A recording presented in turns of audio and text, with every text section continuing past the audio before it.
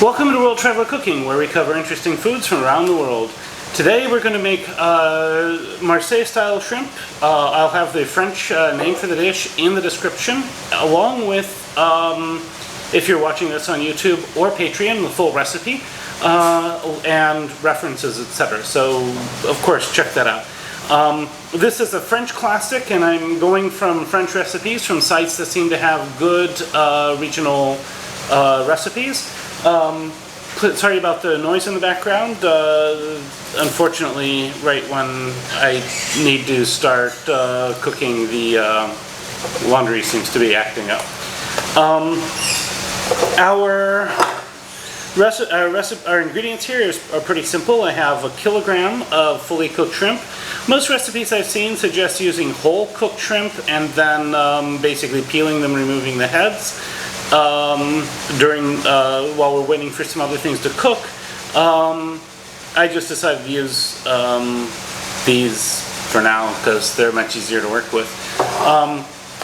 To this we'll use some basil. The recipes I found were not very specific about how much, so I guess we listened to our ancestors here, as some folks say in Asia.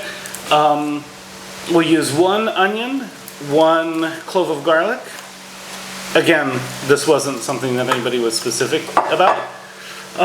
Some white wine, about 1/3 of a bottle.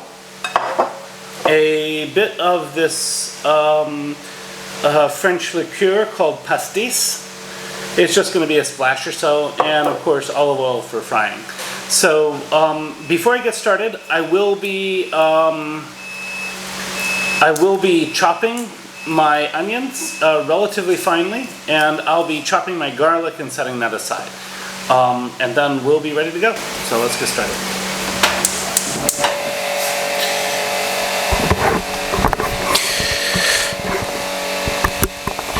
So first step is we're going to take our casserole or skillet pan, and we will add some olive oil, and we're going to brown the onions in this olive oil. So whatever olive oil we think we need, we'll just add it. And then from there, we'll add our onions. And so basically we will, at this point, as I say, just saute our onions under a reasonably high heat. And we're going to wait until they're starting to brown a bit. Once they've browned a bit, then we're going to add our other stuff here. So the onions are just starting to brown right now. I'm going to let them brown a bit more, and then we will start adding our tomatoes, pastis, and wine. Now the pastis is an anise flavored liqueur.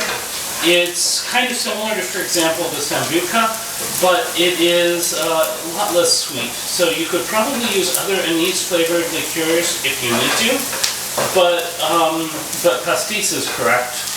So that's what I'm using today, and I would recommend you try it with that first. And recognize that if you add other ones, you might need to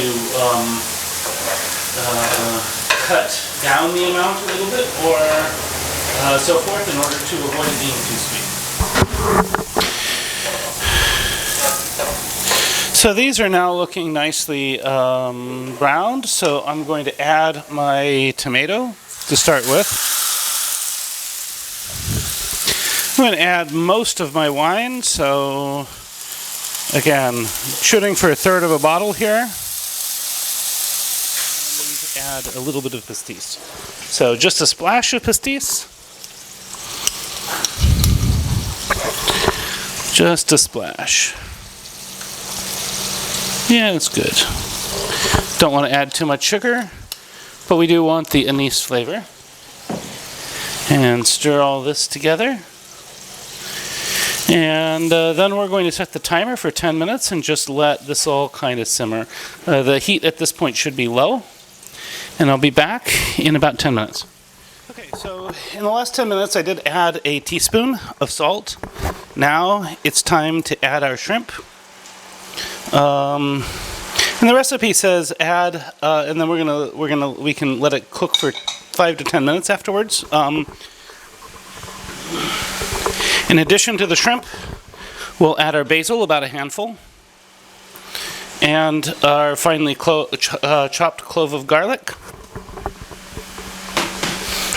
So I'm going to stir this together, and then I'm just going to let it sit. I'm going to let it cook for 5 minutes. Actually, I'll set the timer now.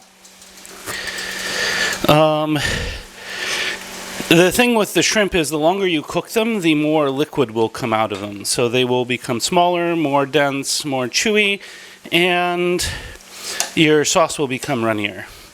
So I don't really want to do that, so I'm just going to let it continue to go under a low heat for about 5 minutes, and then we'll be ready to go. Again, I do apologize for the background noise. There are unfortunately some things I can't manage to get around today. So for presentation, I've served it with a little bit of rice. This is for the taste test, and I've garnished it with some fresh basil. You could try chopped, or you could try parsley or something else. I'm sure it would all be good. So that's what this looks like, and I'm going to do some photography, and then we'll do a taste test. So, now for the taste test. I did add another teaspoon of salt while the shrimp was cooking. So, I'm going to just go ahead and try a little bit of this with the rice.